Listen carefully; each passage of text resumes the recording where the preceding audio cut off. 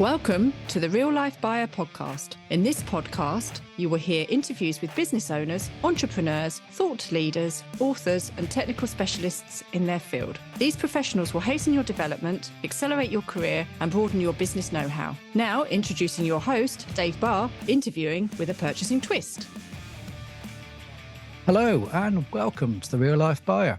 Are you a purchasing or supply chain professional looking to improve communication and efficiency both within your team and in your supply chain interactions? In this episode, we have workplace communication expert Gary Ross, president of Inside Comms, a former Fortune 500 corporate executive, and an Emmy-nominated broadcast journalist. Today, I'm looking to dive deep into critical communication skills needed for success, how to navigate communication challenges, discover best practices, and explore the importance of effective communication with a particular interest in how it can impact purchasing and supply chain professionals, particularly in today's fast-paced, global, digitalised business world. So, without further ado, I welcome Gary onto the podcast. Hi, Gary. Hi, Dave. How are you? Thanks for having me. Very well, and super excited to have you on the show. Thank you for joining me today. If we may, let's begin by helping the audience to get to know you a little bit and discover how and why a reporter from Charleston, South Carolina, gravitates to become the president of a successful business, delivering communication expertise and training. Yeah, it all comes in full circle. So after I went to school, I became a journalist in radio and then in television, as you mentioned, in Charleston, South Carolina. And did that for a while and decided to get out of that basically for lifestyle reasons because of a lot of the moving around and so forth that's needed when you're in that profession. And then got into public relations and media relations, specifically with the expertise of being a reporter. Helps you pitch stories to the media. Did that, and as I moved up in my career to lead communications departments at Hyatt hotels and CDW and Fortune brands, I started to get really interested in internal communications or workplace communications, helping organizations communicate better with their employees and helping employees communicate better with each other. It's a win-win for everybody.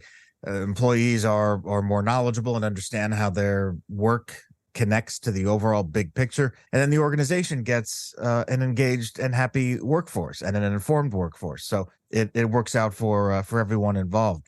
In the last several years, though, in my consultancy, I've pivoted more toward training and coaching in communication. I enjoy working with folks from all different fields, and I've worked with people in the past, previous clients from purchasing as well, and the supply chain fields. And I enjoy working with them individually, hearing individual challenges and helping people communicate in a concise way, in a professional way, so they can inform and influence and persuade. So that's where it all comes full circle, because back when I was a journalist, I told stories, and now I help people tell their own stories as well, again, to help influence and bring people along. And when you're a journalist, you have to be a quick study. So I'm able to boil down a lot of complex information into clear and simple terms for people to understand. So it's been a long ride, but it all comes full circle at the end. So that's pretty cool. Great. Obviously, storytelling is good fun, especially when everybody interacts. And certainly I find it a better way of remembering things as well. If there's a story behind it, we all remember the Aesop fables and everything else. But when you are just told facts and figures, they don't always stick. So I guess storytelling is a great way for people to get the images and the sounds and the feelings and everything involved into your mind to, obviously to make that a long-term memory rather than a short-term one. Absolutely. We as people are wired to understand stories and to be drawn into them. And so we can use that in the workplace, even in the purchasing field. We can take that and say, okay, instead of, like you said, delivering dry information, we could put it in the form of a story. Well, how do we do that? We ask ourselves, or we ask 4 questions, and the answers to these 4 questions become our story. And the questions are, where are we now? Where are we going? How will we get there? And what will it look like? And when we answer those questions, we're using an age-old storytelling formula that goes back in time as far as cavemen drawn on cave walls. And you can also see that formula in a lot of our favorite movie and TV shows as well. How do we use it in a business standpoint? Well, instead of, as you said, let's use a purchasing example. Let's say we're putting in a new system for indirect purchasing. We say, all right, we could send a memo and say, all right, on June 15th, we're starting this system. Training will be available to you beforehand. We expect everybody to be up to speed on the new system by June 15th. Thank you very much for your cooperation. Okay, that's pretty dry. Or we could say something like, currently our purchasing system is inefficient, and we're looking for better ways to not only improve the process but save the company money. So that's where are we now? Then we say, where are we going? We are implementing a new purchasing system that will help us work a lot faster, a lot smarter, make smarter purchasing decisions, and overall help the bottom line. How will we get there? Don't worry about this. You're not alone. We are going to provide you training. It's going to be happening over a series of a few weeks, and you'll be learning, and we'll be providing all the resources for you along the way. And then what's it going to look like when we get there? By the time the new system is up and running and working and we're all trained on it, we're going to be getting much more work done. We're going to be able to provide answers to our internal clients a lot sooner, and we'll see our processes become much more efficient, and we'll be saving the organization money. That is a much more compelling way to get people to be compliant and use the new system rather than some sort of dictatorial memo. So when we think about our communication that way, and we ask ourselves, again, where are we now? Where are we going? How will we get there? And what will it look like when we get there? We create something for somebody to hold on to, for somebody to follow, for somebody to buy into. And they do that emotionally. So instead of being told or asked to do something, we're bringing them along the way. As we do that, as we ask those 4 questions, we're also including and developing these age-old storytelling devices, the notion of a journey or a quest where we're going from point A to point B, the notion of a bit of a challenge or a sense of urgency. We better do this now. We better use the new purchasing system now, or we're going to continue. Our bottom line is going to continue to hurt, and our investors aren't going to like that, and so forth. So by asking those 4 questions and answering them and providing evidence behind that and supporting messages behind that, we're able to create something that will bring people along with us. And that's how we're better leaders, just on a day-to-day basis. That's brilliant. It's a great example you've got there. And the one that sprung to my mind as you were saying that was when, each year, procurement people will know every year you've got new results to hit, new KPIs to work against, a new strategy to try and implement. And as you rightly say, given the explanations, those 4 questions fit so well to that situation as well, because we're all think, oh my God, what have I got to achieve this year? As you say, how are you going to get there? What will it look like? Perfect ways of explaining to people, hopefully a journey as such.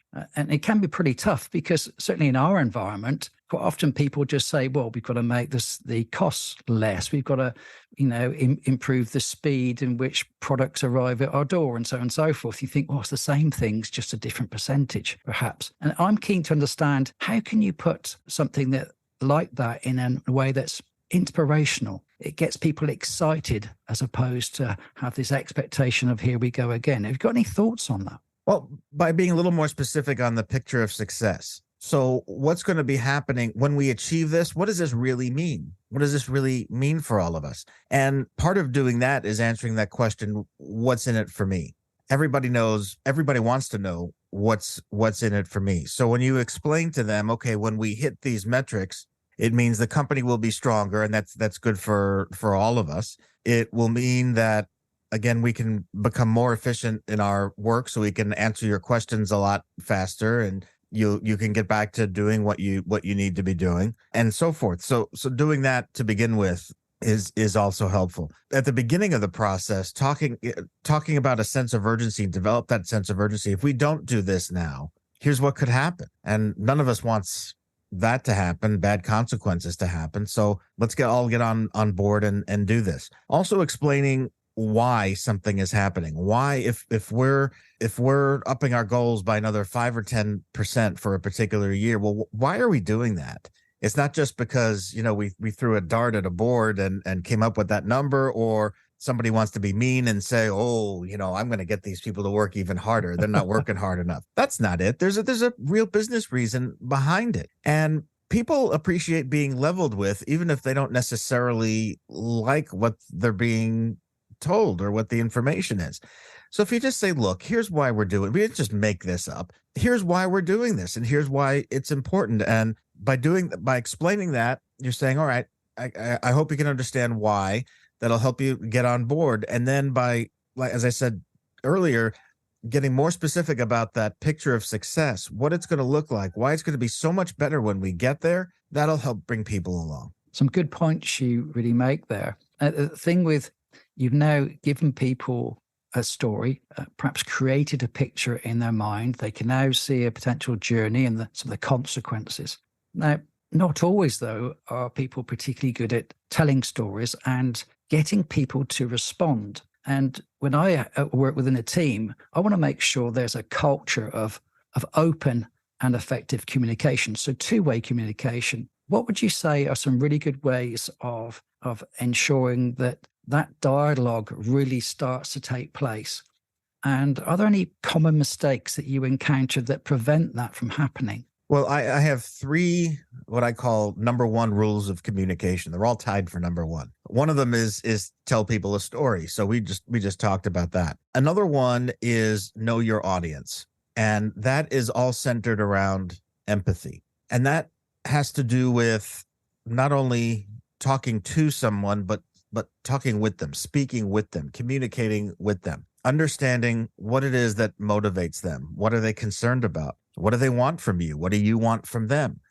Understanding their frame of reference, the environment they're in, things that might have happened to them recently. Has the department been reduced in size? Have they had a particularly tough year? Have they had a particularly good year? And by doing that, you can engage with somebody on a much more human level and hopefully be able to get at what they care about, so they'll engage with you a little bit more. And then when they're speaking, if it's a two-way conversation, when they're speaking, don't just listen to formulate a reply. Truly listen, actively listen to what they're saying. And 'cause sometimes people, especially in a business setting, feel like they need to say things a little bit between the lines. And so you, by really listening, you're able to understand that. And then acknowledge you're listening to them. And this goes into the third number 1 rule of communication, which is that everything communicates, even your nonverbals. So as you're having these conversations, be aware of your body language, be aware of eye contact, nodding your head.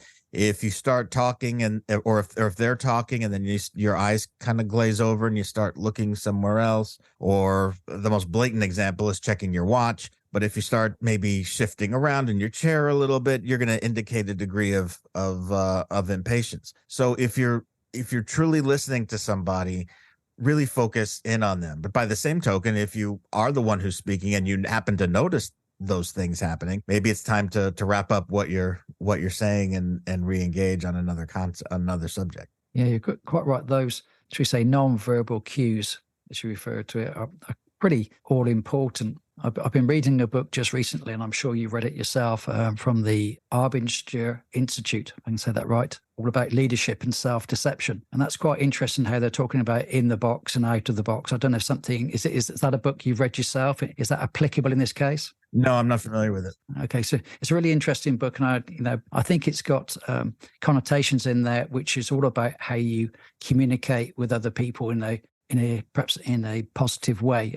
It's something that's is quite an inspiring book, actually. So I've only just put it down, so that's why it's in the forefront of my mind. Oh, I'll take a look at it. Cool. Now, one of the difficulties people in my field are struggling with, particularly at the moment, particularly post-pandemic, is that supply chains have become increasingly global and complex. This means we often interact with different cultures and therefore beliefs, and we can encounter, in this case, communication challenges.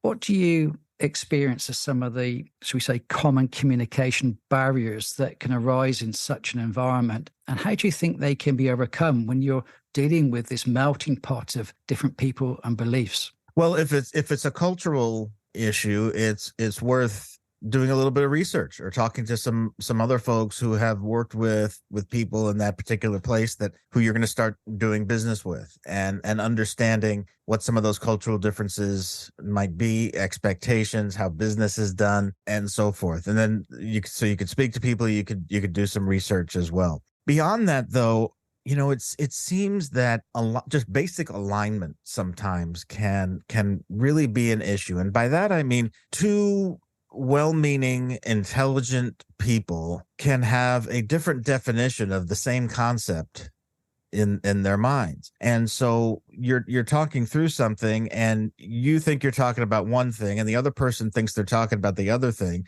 There's no malice involved or anything along those lines. It's just, again, we're coming at it from a different frame of reference. So if we're starting to sense that, or even if we sense that might be an issue at the beginning of a conversation or beginning even of a business relationship, to say, just so we're clear, here's what I mean about XYZ. Does that match your impression? Does that match how you've traditionally dealt with this? And if yes, great. If not, then come to a common understanding so we know what it is we're talking about. But so many times, especially with the pace of the business world and so much pressure that we're under and so much communication that comes at us from different directions, we don't stop and think that, well, we might not be, we think we know what it means in our mind, but we might not be so sure or understand that it might mean something totally different for somebody else. Again, equally as well-meaning and equally as intelligent. It's just different. And so aligning that in the beginning really can just save a lot of time and a lot of angst and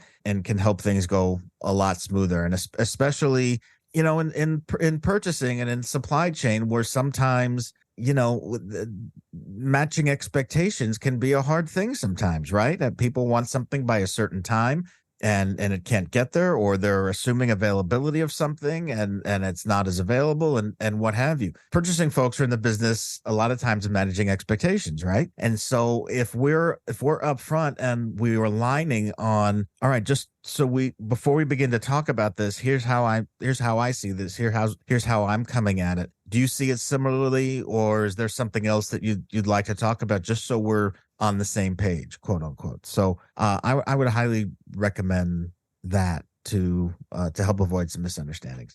Yeah, it's really good. It's almost like a kind of litmus test on how people are interpreting things.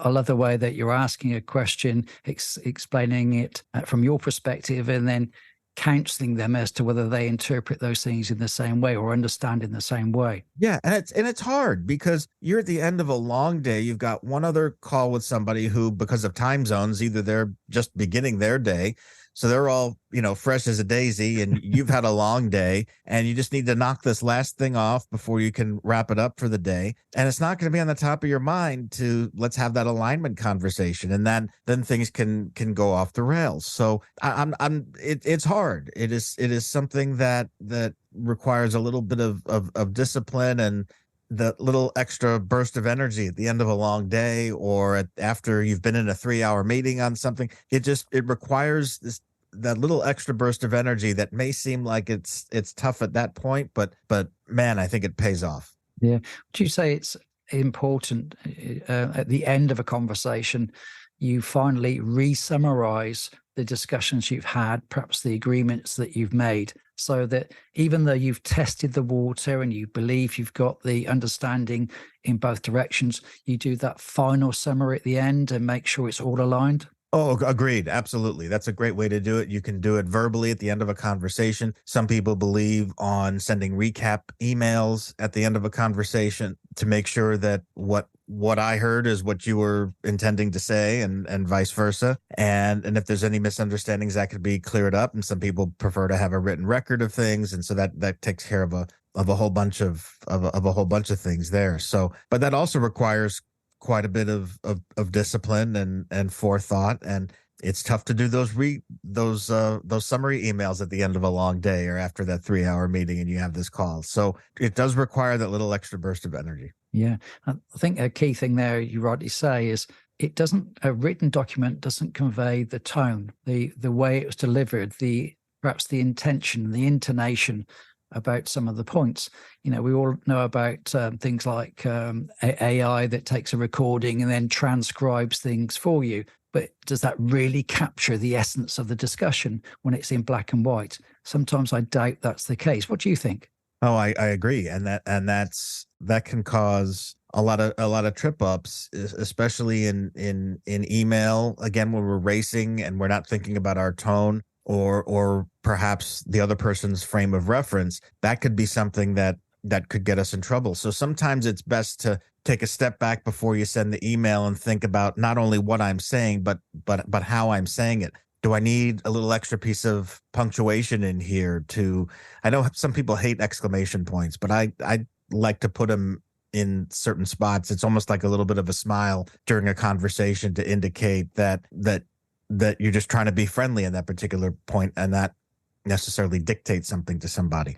So there's that. There's when we're writing in emails, breaking things up into, instead of having one big gray block of copy, breaking things up into shorter bits, bullet points, numbered lists, that sort of thing can also make things a little less intimidating. But tone in email, and if we have the kind of relationship with somebody where we text, we need to be aware of that. I was just in a meeting. This reminds me of something. I was in a conference last week, and somebody was talking about the significance of putting a period in a text message, and that some people say that can be interpreted as being short or rude, where other people are just trying to use proper punctuation and grammar. And so that's where it comes into know your audience. If you have that degree of familiarity. If you don't, then err on the side of caution and just make sure you're being very, very clear in terms of your tone. If there is a tone that you feel that needs to be conveyed and you just can't do it in email or a text, that's the time to pick up the phone or get on a video call and have a conversation where you are able to convey tone in your voice, in your facial expression, and so forth. So there are times when we just still have to do that. Yeah, I find this quite an interesting area because you often see emails where people put things in bold or in a larger font or the highlight pen. And that can, in some cases, feel quite aggressive, quite shouty. I interpret bold as somebody shouting at me or making the point larger. Is that something that you commonly see, or is it interpreted different ways in different cultures? Yeah, I have a client that's very concerned about how their people email to each other and to their clients. The proper level of tone, of formality, whether they should be using emojis at all and text lingo at all, or if they're using that with people they're not so familiar with, maybe that's more appropriate when it is somebody that you're familiar with. But yeah, so bold to me is something that you want to emphasize. The shouting to me is more of the all caps. What really started just maybe just a pet peeve for me, but when we start getting a lot of different colors, or when things are highlighted in bright colors like red or green or yellow, like real neon kind of highlighting, you look to read it, and then it kind of like burns something on your retina or something. So then you look at another screen and you see the lines from the other email that you just read, and then that's just like, wow, that's just too much. So just think about that. The tone. It's almost it's a way. It should be considered as a way that you carry yourself, almost like how you walk down a hallway, how you dress, how your personal grooming. It's a way that you come across. It's another way that you present yourself professionally or not so professionally, frankly, when you write email like that. So if you're using huge font and all caps and you're highlighting things in bright red, it's probably a little too much. And you want to, it's the same thing as coming to work in really, really informal clothing. It's distracting, and it doesn't, you're not representing yourself well in those situations. So I would think about it in that category. And I have a client I work on that very subject. with them. I talk about what's appropriate to put in emails, and more you see that these days. It's the sometimes I call it the Twitterification of our communication, where everything is just in these small little informal nuggets that we start to get into that habit of using that in times where we really shouldn't be.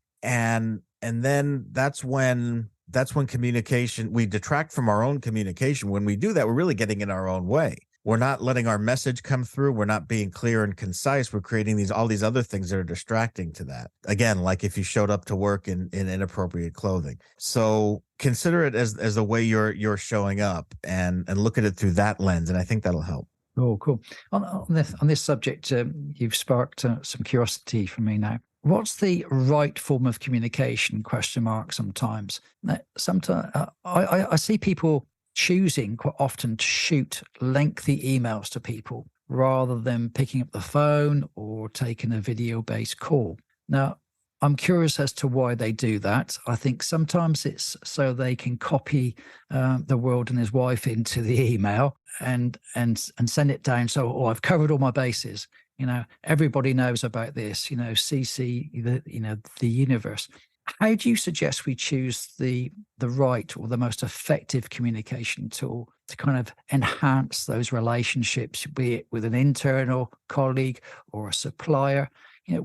Where do you draw the line as to what is appropriate? Have you got any guidance or any thoughts on that? It goes again to knowing your audience and understanding your relationship with that person. If it's a brand new client who you've only spoken to once before, and you still need to make a good impression, or if let's say you're starting at a new organization and you're looking to give people a sense of who you are and you're looking to make a good impression and so forth, keep that in mind and let your writing reflect that, and maybe err on the side of caution, and instead of emails, pick up a phone, at least in the beginning, just to get to know people a little bit better. It has a lot to do with your, I guess, self-awareness or emotional intelligence at some point to read a relationship. So when you're emailing somebody, you're engaging in that relationship. Going back to what you said at the beginning of that question, when with people writing long emails to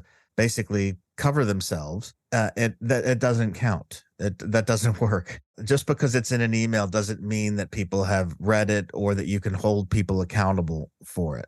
It's especially if it's in a long, big email like that. If you think of how people are engaging in email, they're either at their desk, they're scrolling through their inbox, or they're on their phone and they're scrolling through it with their thumbs. They're gonna see who's emailing them. They're going to look at the subject lines to see if it's a compelling subject line. So it could, if the subject line is something like update or more info, then that's pretty bland, and it doesn't, people are more likely to scroll by it, say, oh, I'll read that later, and then they'll forget about it and they won't even open it at all. If the subject line is something like would love your opinion, or something that grabs people a little bit more, they'll be more apt to open it. So then they're going to open it up and they're going to see, all right, again, they're in the mind frame of scrolling through something. So they're going to be asking themselves, okay, can I scroll through this too? And if they start scrolling with their thumbs or with their mouse and it just keeps going and going and going, they're not in the mind frame to really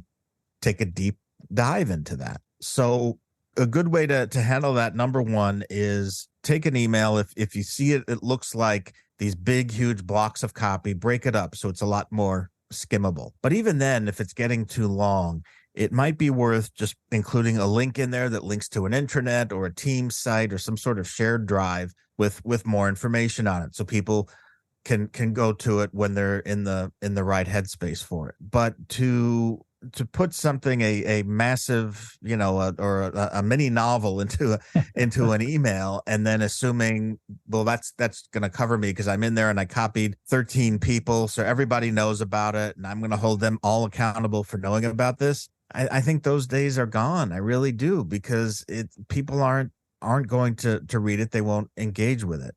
And it's not really fair to hold people accountable for that, because remember, somebody else might do that and you might be one of the 13 people on the copy list. And do you want to be held accountable for that in the same way? Probably not, right? So So think about that as you're putting these together. Break it up into smaller pieces, link to something else if you absolutely have to. Brilliant. That's some great advice there. Thanks for that, Gary. Now, one of the difficult things I often do, and obviously other purchasers have to do, is to manage difficult conversations. And that could be regarding emotional things such as pricing, or it could be a dispute that's happening between your business and the other business. Now, I'm quite interested to know, what would you say are comprehensive, perhaps elaborate or constructive ways of going about these conversations when it's a difficult thing to discuss? If you've got any examples where you say, the best way of handling this kind of difficult situation is to do X, Y, or Z, as opposed to any other type of conversation. Yeah, I look at these in three phases. So the preparation, the actual conversation, and then what you do after the conversation too, which can be just as important as the other two. I think the preparation is the biggest part. And that's where we think about, all right, well, what's the objective of this communication? What is the job that we want it to do? And it's important to be really clear on that, because the more difficult the conversation, and sometimes these can get personal, especially if it has to do with somebody's job situation or what have you, they can start getting emotional, and we can start getting distracted, and that can allow us to take things far afield, and then we get bogged down in the mud, and it becomes kind of a mess.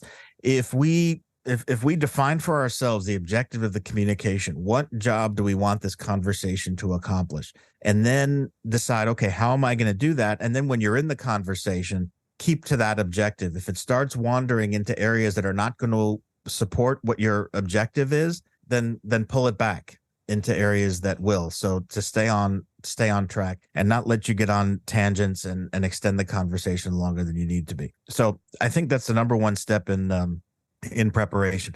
And then also going back to what we said before about knowing your audience and having that empathy.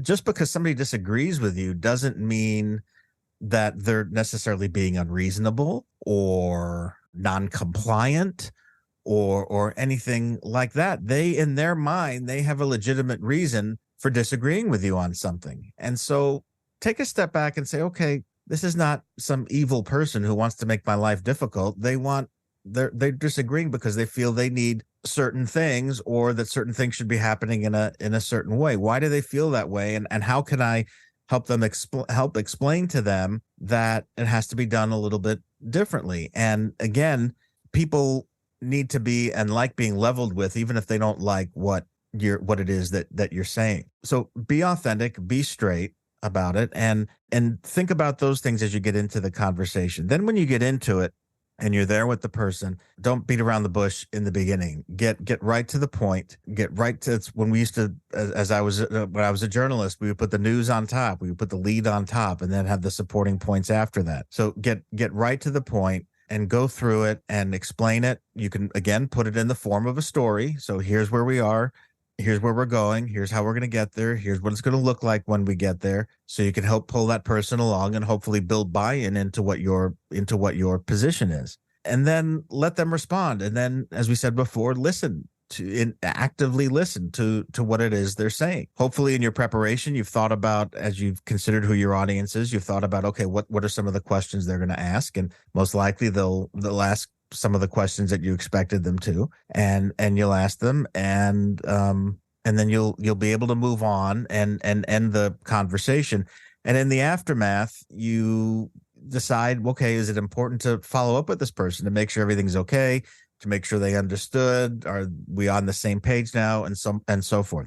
Some of these conversations, we don't have to follow up at all necessarily, but it's worth considering whether or not we need to close that loop at the end. So by preparing and doing those certain things during a conversation and then following up afterward in the right way, that's a way we can tackle these things. And we're never going to make them easier necessarily, but we can make them better. And we might not necessarily make them appealing to do anymore, but we can make them more effective and shorter and a little less stressful. One other thing to add, by the way, if you have the need to have a difficult conversation with somebody, we're going to assume good intent and that there is a solid business reason behind that. So you can go into it and explain it. You can say, I understand this may be tough to hear, but do not apologize, because the reason you're having this conversation, again, we're going to assume positive intent. So the reason you're having this is because of a sound business reason. And don't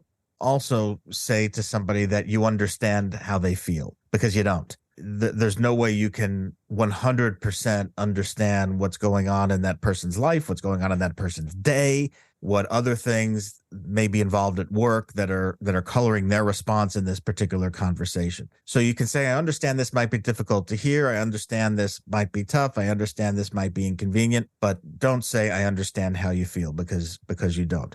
And do not apologize. Yeah, some really good advice there. Unless, of course, the difficult conversation is around an apology, then you can apologize. Sure. But if you're going to deliver something that there's a business need for, don't apologize for making a sound business decision. Yeah, it's very easy for people to fall into the state where they say, I'm sorry, something or other. Right. You know, quite often you'll see that. And that's just because they're wanting to be nice about it and empathetic and so forth. And you can be nice and empathetic, but if you're apologizing for having to do what you have to do, then you're weakening your own position a little bit. There's no need to do that. Yeah, that's brilliant. Now, one of the other difficult things certainly we have to do is convey large amounts of information and put it in a way where people can digest it, dissect it, understand it in a better way. Now, do you have any structured way of sharing large amounts of data that you find particularly effective? Again, going back to what we were saying before, breaking things up so they're visually appealing as best as possible. So that can be done with bullet points. Sometimes icons, little sketches of icons can help. And you can go online, and there's free and very inexpensive collections of icons that have anything you could possibly imagine. So you could put those on there as well. And just fight the temptation to cram every little thing into every document. Not everything has to be as detailed as a terms and conditions document.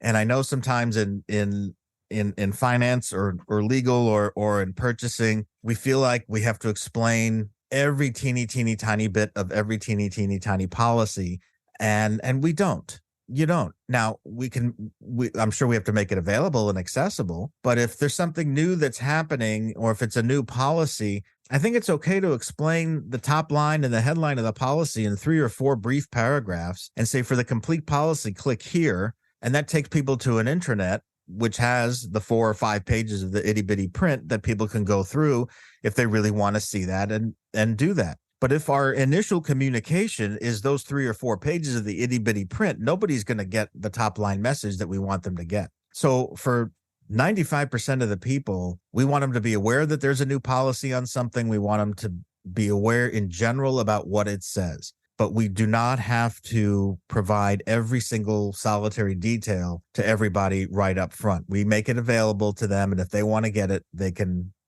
get it. And that does cover us by saying, hey, we've made the policy available to you, and here's where it is. You can look at it now, you can look at it later. But if we abbreviate it or put it in the main information in 3 or 4 paragraphs, then that'll do the job.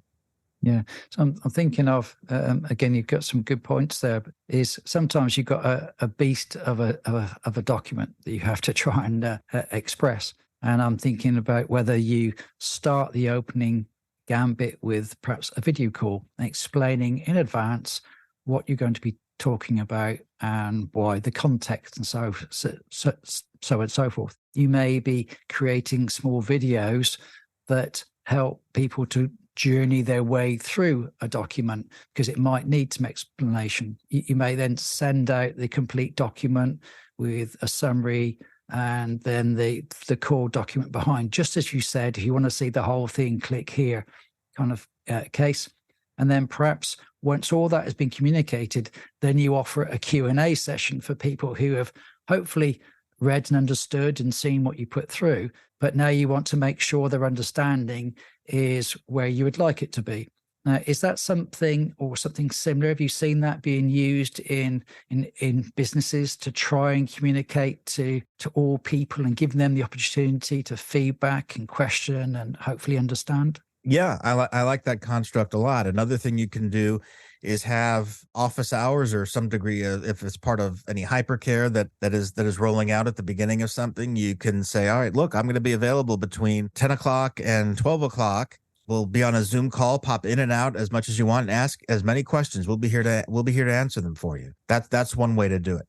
With videos, you can also, and you can work with your communications team on this or your friendly neighborhood communications consultant on making the videos stand out a little bit more. I'll give you an example. We had last year was working with a client that was using a new system for timekeeping, and they're coming up on the first holiday 3-day weekend that they needed to that people needed to enter time on. There are a lot of second and third shifts, so people were working 24/7 at this company. But the fact that there was a 3-day weekend meant a little bit different deadlines and so forth. It was kind of a dry topic, but important because people need to do it right so they get paid on time. It's an important thing.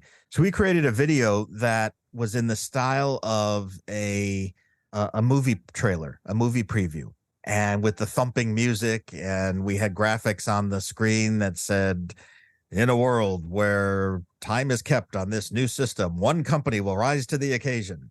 and and it said, oh, here's what you do. And it took people step by step through what you did. And it generated some pretty good word of mouth where more people watched that than they would have ordinarily if it was just this dry recitation. So we got a little creative in getting this in front of people, and it helped people become aware of this new thing. So you can use a dash of creativity. You don't want to go too wacky or too overboard or wear funny hats or anything weird like that. But if there's something that will you could do a little bit of something that'll stand out or get people talking. Hey, did you see that video? That can also help too. But what you were saying with what's basically a multi-channel approach is a video, a communication, a link to a resource after that, a Q&A after that, an Ask Me Anything. You could also put together an FAQ that you can make available on the internet as well that would answer common questions. You can supply managers with talking points. So when their teams have questions, the managers are there ready to answer them. All those sorts of things. Absolutely. Those are like a mini communications campaign. When you've got something big like that to roll out, that is very, very helpful. Brilliant. Now, before I ask my final question, as time is ticking, where can people find out more about you, what you do, and obviously look at some of the fantastic training courses you're providing as well, which I've had the opportunity to have a look at? Oh, terrific. Yeah. So I have 11 e-learning courses on workplace communication. They focus on different subjects. They were created for communication folks, but they're good for, I've got people who are not communicators who are using them and find them very, very helpful. They're on a website, which is plus.insidecoms, INSIDECOMMS.com, plus.insidecoms.com. And then I can also deliver live versions of those either virtually or in person. There's some other on that website. You'll also see some topics on some different live courses that I do in terms of eliminating filler words and difficult conversations, and also additional courses on writing and speaking and so forth. And then also my main website is at www.insidecoms, spelled the same way, .com, insidecoms.com. And that's got more information about what I do and speaking as well. Would love to come out and speak to folks either at leadership meetings or department meetings and so forth on communication, because in the end, it's all we have to work between one another and work with one another. And when we're able to do that and get through the clutter and get through to each other, be aligned and understand one another, realize that everything communicates, tell people a story, and that we know our audience, we understand the people who we're communicating with, that's when communication really is rich and helps us get our work done. And it's a pathway to greater understanding amongst everybody. And I know purchasing folks sometimes feel like it's a little hard to be understood. And I know that if we're able to provide purchasing folks with some tools for communication, it can help make their jobs a little bit easier. Brilliant. Thanks very much for sharing that.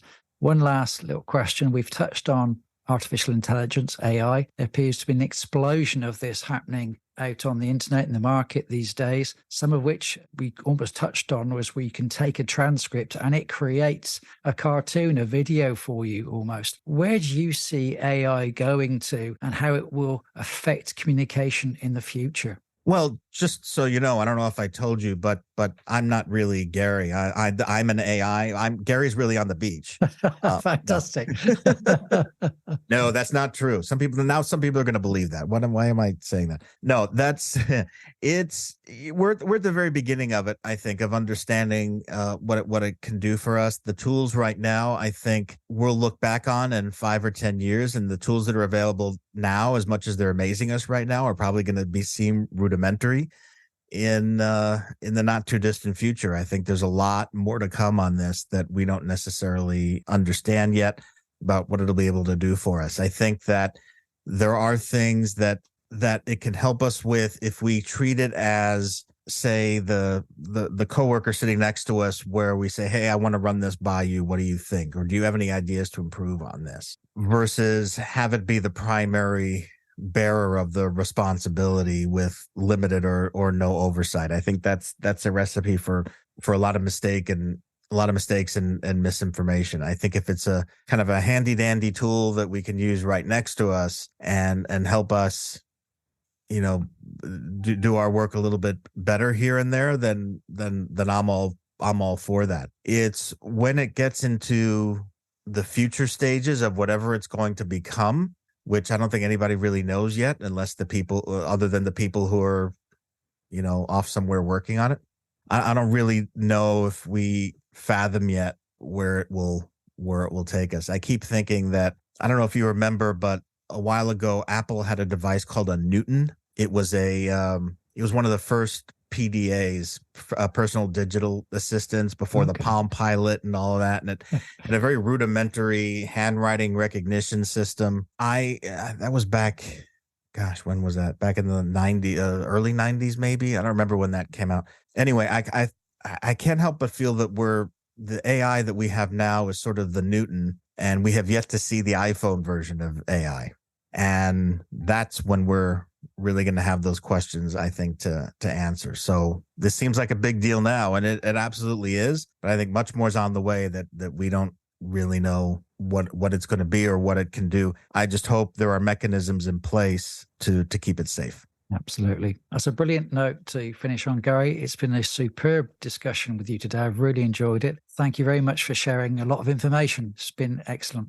Thanks for having me. I've really enjoyed it too. Thank you. Take care. Take it easy. So there's another Real Life Buyer podcast. I do hope you enjoyed it and it's given you some ideas and inspiration for greater action and achievement. If you are a purchasing or a supply chain professional, business owner or director, come and join my Facebook group, the Purchasing and Supply Chain Community Hub, a safe place to engage with like-minded, friendly people. See you soon. Bye.